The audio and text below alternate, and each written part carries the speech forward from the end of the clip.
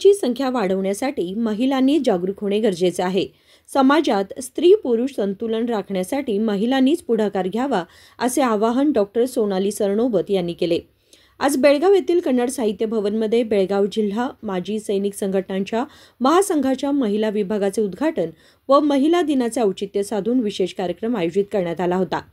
अध्यक्ष सुनीता पाटण शेट्टी आणि सन्माननीय अध्यक्षा अनिता मिर्जी यांच्या अध्यक्षतेखाली हा कार्यक्रम पार पडला। यावेळी नियती फाउंडेशनच्या संस्थापिका डॉक्टर सोनाली सरनोबत यांनी उद्घाटन करून मार्गदर्शन केले।